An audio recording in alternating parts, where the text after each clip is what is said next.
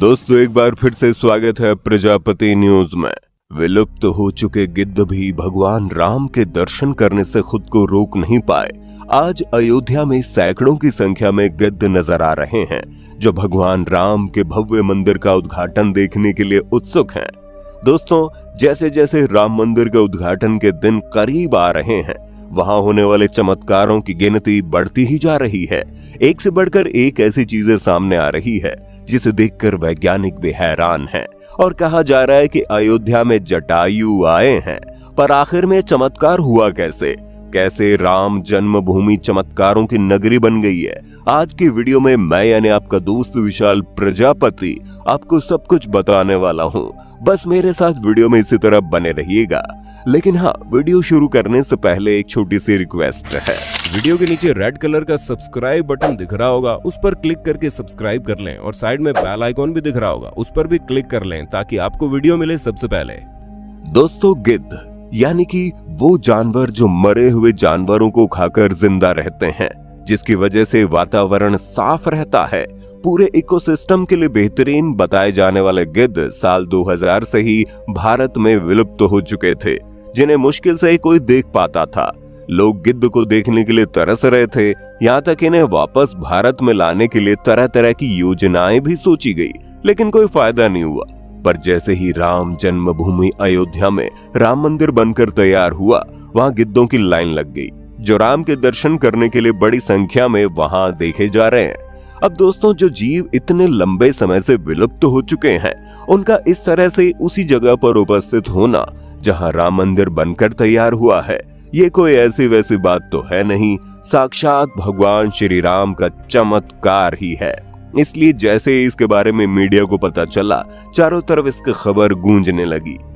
दोस्तों जिस पल का सबको बेसब्री से इंतजार था, वो घड़ी आ गई है। 22 जनवरी को राम मंदिर में राम लला की प्राण प्रतिष्ठा की जाएगी, लेकिन उससे पहले चमत्कार पर चमत्कार देखने को मिल रहे हैं। सबसे पहला चमत्कार तो तब शुरू हुआ जब लोगों को अचानक जटायु के वंशज गिद्ध आसमान में उड़ते हुए दिखाई दिए।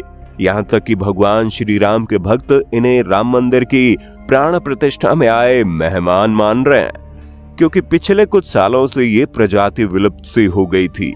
लेकिन राम मंदिर की प्राण प्रतिष्ठा नजदीक आते ही अयोध्या के आसपास बड़ी संख्या में गिद्ध पहुंचे हैं, जो अयोध्या के वातावरण को पूरी तरह से साफ करने में लगे हुए हैं। जितने भी मरे कुचले जानवरों के मांस इधर उधर पड़े हैं, जिनकी वजह से लोगों को परेशानी हो रही है, गिद्ध उन सभी को सफाया कर रहे हैं। तभी तो अयोध्या के पास का माहौल जन्नत से कम नहीं लग रहा, जहां वातावरण इतना सुखद और बेहतरीन है, मानो आप सच में रामायण के त्रेता युग में पहुंच गए हो।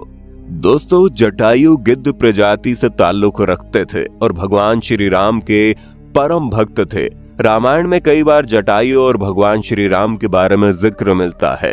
त्रेता युग में भगवान श्री राम को जब अपने पिता द्वारा वनवास पर आदेश मिला था, तब पंचवटी में भगवान श्री राम की मुलाकात जटायु से हुई थी। पक्षीराज जटायु माता सीता को अपनी पुत्री के समान मानते थे।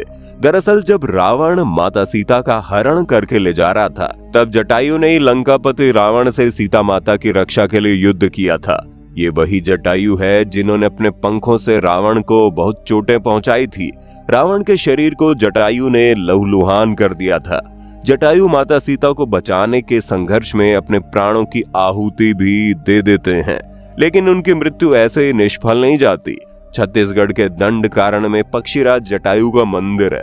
ये वो स्थान है जहां सीता माता का हरण करके जब रावण पुष्पक विमान से लंका जा रहा था, तो सबसे पहले जटायु ने यहीं पर रावण को रोका था।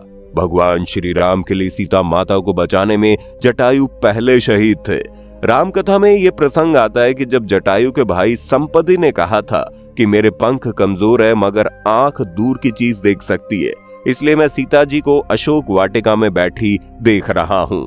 दोस्तों यही कारण है जब से अयोध्या में गिद्धों का झुंड देखा गया, तब से लोग इसे भगवान राम का चमत्कार कह रहे हैं और ये कह रहे हैं कि जटायु साक्षात भगवान राम के मंदिर के उद्घाटन में शामिल होने आए हैं। एक तरफ जहां कुछ बुद्धिजीवी लोग रामायण के अस्तित्व पर सवाल उठाते हैं, उनका कहना है कि रामायण सिर्फ और सिर्फ एक काल्पनिक कथा है, तो वहीं दूसरी तरफ जब से राम मंदिर का निर्माण शुरू हुआ, यहाँ होने वाली एक एक घटना इस बात का सबूत दे रही है कि न केवल भगवान राम का अस्तित्व था, बल्कि वो आज भी अपने चमत्कारों से अपने भक्तों को ये एहसास दिला रहे हैं कि राम जन्मभूमि में राम मंदिर के निर्माण से वो बड़े खुश हैं। दोस्तों, वैसे अगर देखा जाए तो जब से अयोध्या की विवादित जमीन पर राम मंदिर बनने का फैसला लिया गया है, तब से ही भारत की काया पलट की गई है। हमारा भारत पूरी दुनिया में एक अलग छाप छोड़ता नजर आ रहा है। साल 2020 में जब कोरोना वायरस आया तो पूरी दुनिया दहल गई। दुनिया भर की जीडीपी गिरने लगी, उनकी इकोनॉमी पर बुरा असर हुआ। लेकिन हमारे भारत ने बाजार के गिरते दौर में भी खुद को संभाला और आगे बढ़ता चला गया।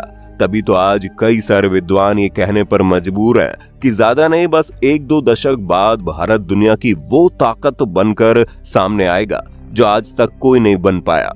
और इन सभी की शुरुआत तभी हो गई जब भगवान राम का मंदिर बनना शुरू हुआ, जिससे साफ पता चलता है कि भारत पर जब भगवान राम का आशीर्वाद आ चुका है तो ये सब तो फिर भी शुरुआत है। कई बड़े बड़े विद्वानों का कहना है कि जब भगवान श्री राम का मंदिर बनकर तैयार हो जाएगा तब भारत की तरक्की और भी कई गुना बढ़ जाएगी। और जैसे जैसे हम अपने सनातन धर्म से जुड़ी जड़ों को मजबूत करते जाएंगे, वैसे वैसे हम वापस से सोने की चिड़िया बनने की राह में आगे बढ़ेंगे। और जो लोग ये कहते हैं कि रामायण और महाभारत सिर्फ काल्पनिक कथाएं हैं, उनके लिए हमारे देश की तरक्की और अयोध्या में होने वाले चमत्कार इस बात का सबूत हैं कि आने वाला दौर सनातन का दौर होगा। जिसे लोग काल्पनिक कथाएं कहते हैं वो हमारे इतिहास के रूप में जाने जाएंगे। वैसे आपका अयोध्या में बनकर तैयार राम मंदिर पर क्या कहना है और वहां होने वाले चमत्कारों को सुनकर आपकी क्या प्रतिक्रिया है, कमेंट में बताइए। और इसी तरह की वीडियोस को देखते रहने के लिए हमारे चैनल प्रजापति न्यूज को लाइक, शेयर, सब्सक्राइब करना ना भूलें। और हाँ, हम फिर मिलेंगे नई वीडियो में, तब तक के लिए जय हिंद, जय भारत। दोस्तों, आपकी स्क्रीन पे 2 और वीडियोस दिख रही हैं, जिसे देखने के लिए आप इस स्क्रीन पर क्लिक करें। दोनों देखिएगा, बहुत अच्छी वीडियो बनी है।